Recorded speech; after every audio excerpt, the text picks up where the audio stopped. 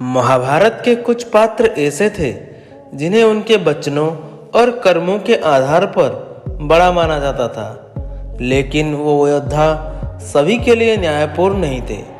जीवन में कभी न कभी उनसे अन्याय हो ही गया था।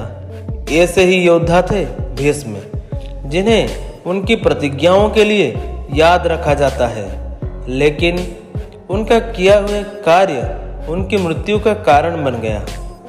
आइए जानते हैं महाभारत की ये कहानी। अम्बा काशीराज की पुत्री थी।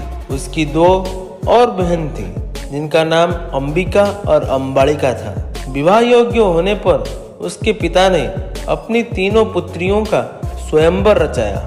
हस्तिनापुर के संग्रहक भीष्म ने अपने भाई विचित्रवीर्य के लिए, जो हस्तिनापुर की राजा भी थी, काशीराज की तीनों पुत्रियों का स्वयंवर से हरण कर लिया।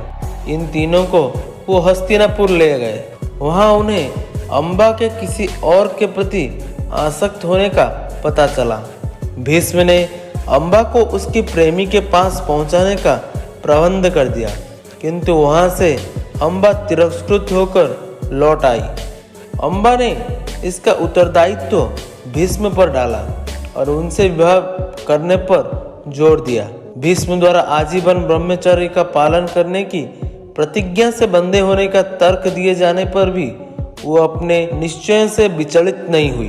अंततः अम्बा ने प्रतिज्ञा की कि वो एक दिन भीष्म की मृत्यु का कारण बनेगी। इसके लिए उसने घोर तपस्या की। उसका जन्म पुनः एक राजा की पुत्री के रूप में हुआ। पूर्व जन्म की स्मृतियों के कारण अम्बा ने पुनः अपने लक्ष्य की पूर्ति के लिए तपस्या आरंभ कर दी। भगवान शंकर ने प्रसन्न होकर उसकी मनोकामना पूर्ण होने का वरदान दिया। तब अम्बा ने शिखंडी के रूप में महाराज द्रुपद की पुत्री के रूप में जन्म लिया। श्री राजगोपालाचारी द्वारा लिखित महाभारत के अनुसार शिखंडी जब पूर्व जन्म में अम्बा के रूप में न्याय मांगने के लिए जगह जगह भटक रही थी, तो भगवान सुब्रह्मण्य ने उसकी व्यथा देखकर उसे कमल के फूलों का एक दिव्य हार दिया। इस हार के अनुसार यह हार जिस किसी योद्धा के गले में भी पहनाया जाता, उसमें असीम शक्ति उत्पन्न होती और उस योद्धा में भीष्म को मारने का बल का संचार होता।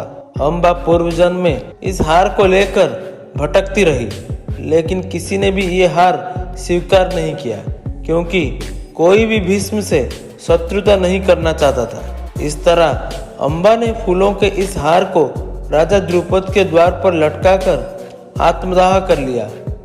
अगले जन्म में अम्बा ने राजा द्रुपद के घर में जन्म लिया। शिखंडी ने स्त्री रूप में जन्म लिया था, लेकिन एक दिन उन्होंने द्वार पर इस हार को देखकर उसे पहन लिया। इस प्रकार उस हार की असीम शक्ति शिखंडी में समाहित हो गई और उसमें किसी पुरुष योद्धा जितनी ही बल आ गई। इस तरह शिखंडी में जन्म से स्त्री गुण और हार के द्वारा पुरुष गुण भी समाहित हो गए और वो शिखंडी नामक किन्नर बन गई। अंत में महाभारत के युद्ध में शिखंडी भीष्म पितामह की मृत्यु का कारण बनी। वीडियो अच्छा लगा लाइक कीजिए और ऐसे ही वीडियोज़ के लिए हमारे चैनल को सब्सक्राइब कीजिए।